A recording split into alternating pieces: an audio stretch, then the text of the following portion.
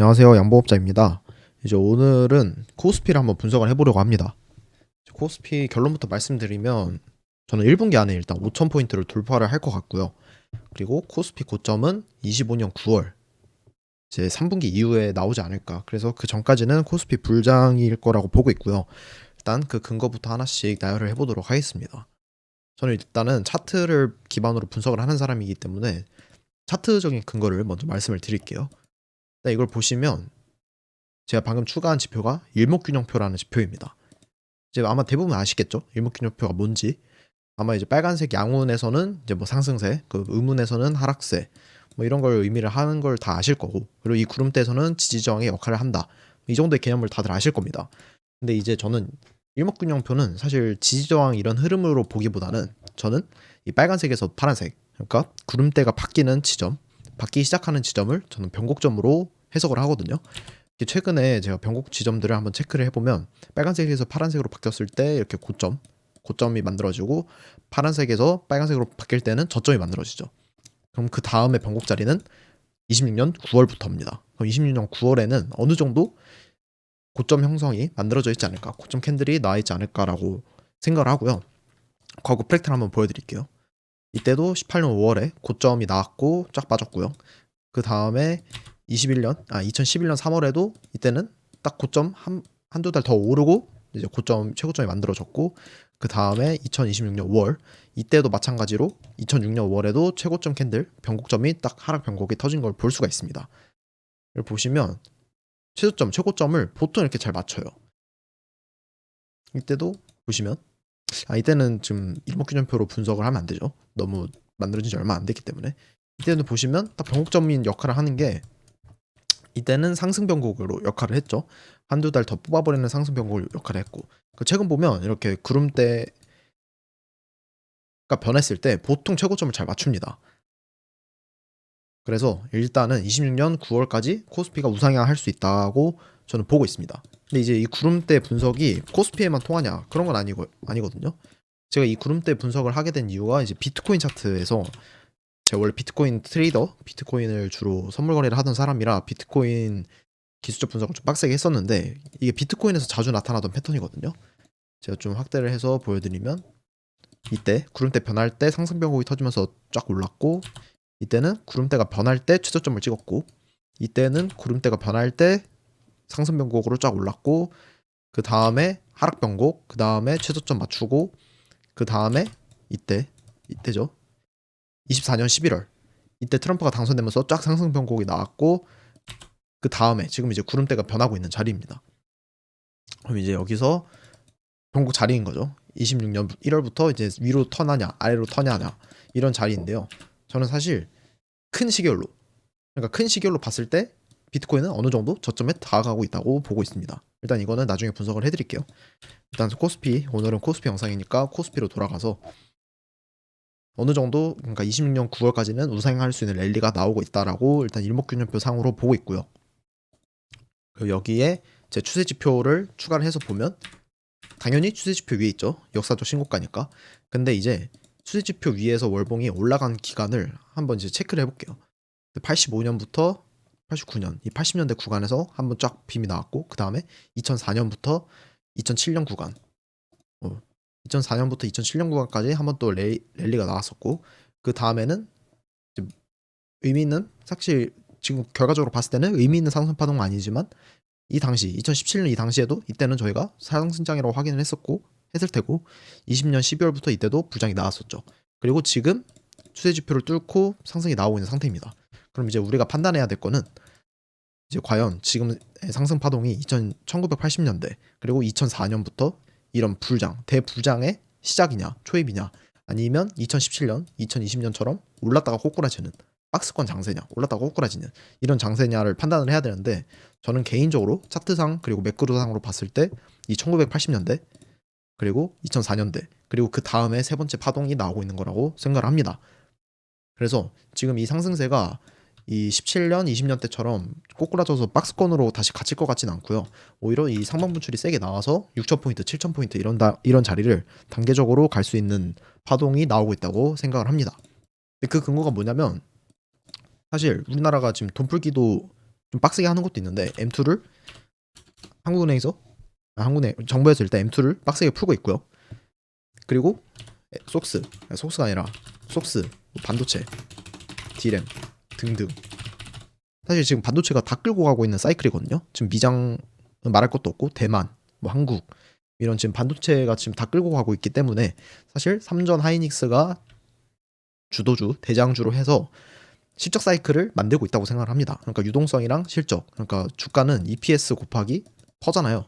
근데 퍼는 저는 이제 유동성이라고 생각을 하거든요. 유동성 그리고 EPS 이거의 곱이 결국에는 주가를 만드는데 일단 지금 EPS 성장을 이루고 있다. 반도체에서 EPS 성장을 만들고 있고 지금 유동성도 뒷받침을 해주고 있는 상황이기 때문에 불장은 더 이어질 거라고 생각을 하고 있습니다. 근데 이제 제가 개인적으로 생각을 하는 거는 이제 1에서 3월 그러니까 1분기에는 계속 불장이 나올 것 같아요. 증시가. 근데 이제 4월부터 들어가면 이제 4월에는 무슨 이슈가 있죠? 연준 의장이 바뀝니다.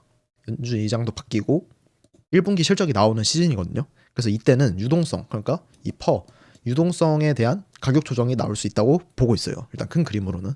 그래서 제 개인적인 전략은 1, 2월 뭐 늦으면 3월 그러니까 1분기는 롱장을 즐기고 그 다음부터는 살짝 퍼 조정을 좀 조심을 해야 되는 자리라고 개인적으로 생각을 하고 있습니다.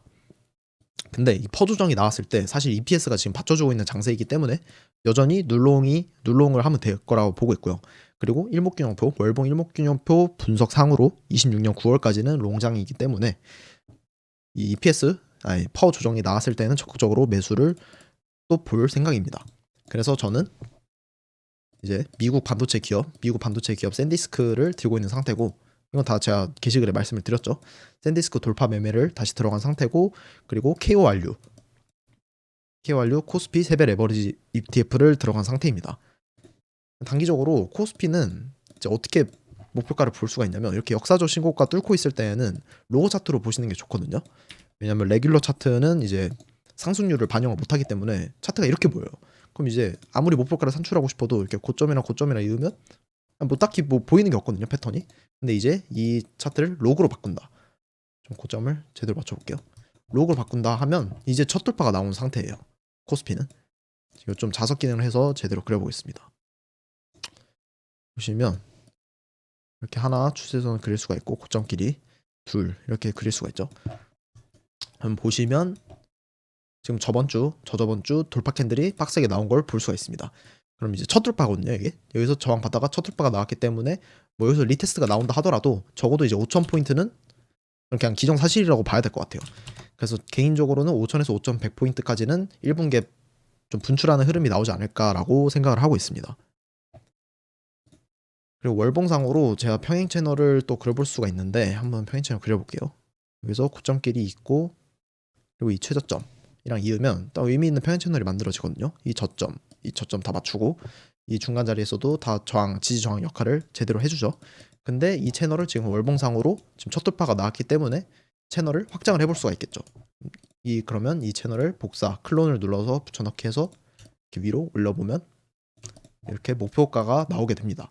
그럼 장기적으로 적어도 6,400포인트까지는 올라가는 힘이 나올 수가 있는 거고요. 또 월봉상으로 장기적으로 봤을 때는 10,000포인트도 사실 무리는 아니라고 생각을 합니다. 근데 10,000포인트가 나온다는 거는 이제 그냥 버블이 미치게 나왔다는 거기 때문에 일단 저희의 예상 범위는 아니고요. 지금 현재 상황에서 일단은 5,100포인트 그리고 6,500포인트까지는 좀 바라볼 수 있겠다라고 생각을 하고 있습니다. 6,500이 아니라 한 26년 9월로 따지면 한 6,300 뭐 이 정도 자리까지는 올라갈 수 있다고 보고 있고요. 그리고 지금 자리를 좀 주봉으로 한번 볼게요. 월봉은 좀 긴 시계열이기 때문에 사실 주봉 같은 경우에는 저는 이 삼각형 모양으로 패턴 목표가를 잡는 걸 좋아하거든요. 여기서 어떤 에너지냐 21년 최고점 그리고 22년 최저점 지금 이 박스의 목표에 에너지가 응축을 했다가 발사를 시작했잖아요. 그러면 이 박스를 한 단계를 더 올립니다. 그럼 보통 이 1대1 자리까지가 목표가거든요. 이걸 제가 정확한 수치로 한번 찍어볼게요. 1대1을 이렇게 저점과 고점을 찍고 추세 기반 피보나치 확장을 써서 이 분출 지점에 딱 찍으면 1대1 자리가 4,300이에요. 그래서 저는 개인적으로 코스피가 4,300 찍고 이제 최고점 찍고 이제 끝날 줄 알았는데 여기서 4,300에서 종가 마감을 딱 종가 마감을 딱 4,300에서 끝내더니 그 다음 주부터 이제 시가부터 돌파를 시작을 했더라고요. 근데 이렇게 되면 박스를 하나 더 올린다는 뜻입니다. 그러니까 21년 고점과 이제 22년 최저점 이렇게 만든 박스를 한 단계 더 올린다는 뜻이거든요. 그러니까 이렇게 위를 한 단계 더 올린다는 뜻이어서 얘는 이제 그 다음 목표자리가 4,800, 그 다음이 5,300 이렇게 나오게 됩니다. 그래서 사실 코스피는 돌파롱 매매 기준에 부합을 하고요. 4,800 이상부터는 이미 박스를 0.25만큼 더 올린 자리이기 때문에 4,800부터는 이제 위험하다고 돌파롱 위험하다고 보고 있습니다. 그래서 4,800 이하에서는 계속 적극적으로 롱을 볼 수 있다고 생각을 하고 지금 이 자리에서 잡은 롱은 5,100부터 5,300 구간 이 자리에서는 분할 매도를 할 생각입니다.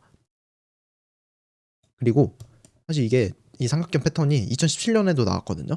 2017년에 보시면 이렇게 이 삼각형 11년 고점 그리고 11년 저점 이렇게 상방 분출을 시작을 했죠. 근데 이때는 1대1 자리도 못 갔어요. 보시면 최저점 분출 지점에 딱 찍으면 0.5.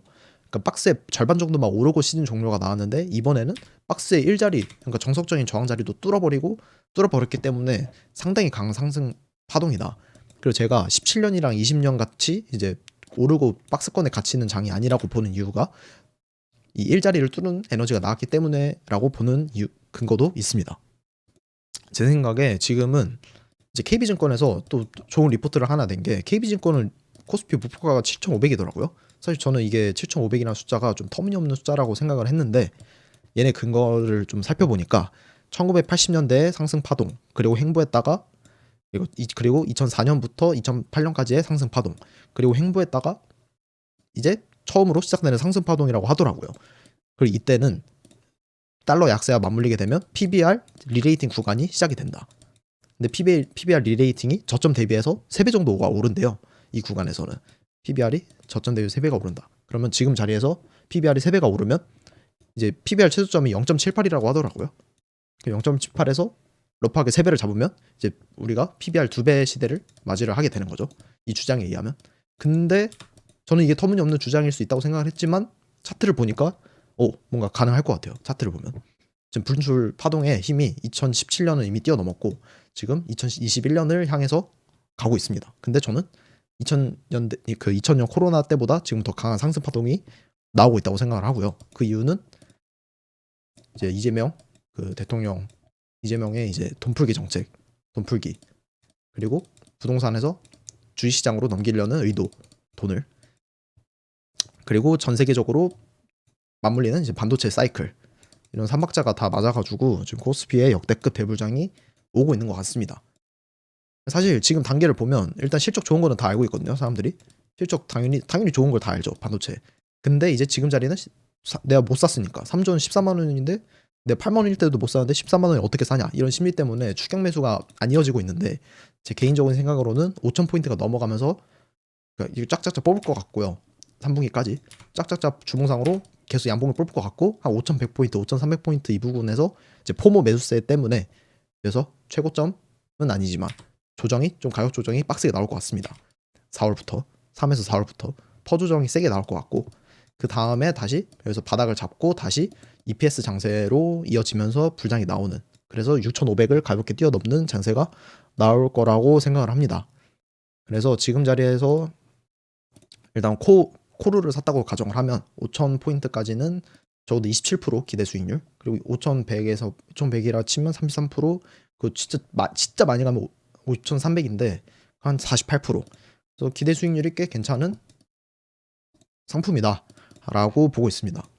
그래서 어줍지 않게 막 개별 종목 트레이딩 하는 것보다 그냥 코스피 레버리지 아니면 3배 이렇게 사는 게 저는 낫다고 생각을 하고요. 이건 뭐 매수 추천은 아니고 그냥 제 개인적인 매매 전략을 말씀드리는 겁니다. 그리고 샌디스크를 한번 보면 그 샌디스크가 제가 미리 채널을 이렇게 그려왔는데 지금 보시면 채널을 저점 고점 이렇게 해서 채널을 만들었는데 지금 이번에 확장된 채널의 상단선을 완벽하게 뚫은 걸 볼 수가 있죠. 완벽하게 뚫고 리테스트 받고 지금 다시 음양이 나왔거든요. 그럼 이렇게 되면 추가적으로 올라간다는 뜻이고 그 다음 목표가는 한 495불 약 500불 정도가 됩니다. 그럼 지금부터 20%가 오르는 자리고요. 아마 다음 주에 이렇게 리테스트 캔들 한 10%짜리 음봉 주고 이렇게 갈 수도 있거든요. 그래서 좀 천천히 보시는 게 좋다. 너무 급하게 따라잡을 필요는 없지만 얘는 적극적으로 이제 매매를 해도 되는 종목이다라고 보고 있습니다. 이게 샌디스크를 보면 속스 차트랑 어차피 똑같이 가거든요. 속스가 올라가면 얘는 더 올라가고 속스가 빠지면 덜 빠지고 이런 대장 종목인데 속스 차트를 보면 이렇게 1, 2, 3에서 뚫는 척 하다가 리테스트 받고 지금 다시 올렸잖아요. 이렇게 상승 장악형, 상승 캔들이 떴기 때문에 속스도 추가 상방이 나올 확률이 높다. 그러면 속스는 350불까지는 최소 열려있는 자리고요. 진짜 많이 가면 380불인데 아직까지 그냥 단기적으로는 일단 350불 가고 갔다가 좀 조정받는 캔들이 나오지 않을까. 그래서 샌디스크는 이미 너무 많이 오른 종목이라 접근하기 까다롭다면 속스 차트를 보면서 매매를 하면 됩니다. 그러니까 속스가 추세가 깨질 것 같다. 이렇게 올라갈 거 아니에요. 근데 여기서 5위평 이탈을 한다. 속스가. 그러면 샌디스크를 그때 매매 비중을 좀 줄이는, 그러니까 속스 차트를 보면서 투자를 하시는 것을 좋다고 보고 있습니다. 일단 영상은 여기까지 찍도록 하겠습니다. 감사합니다.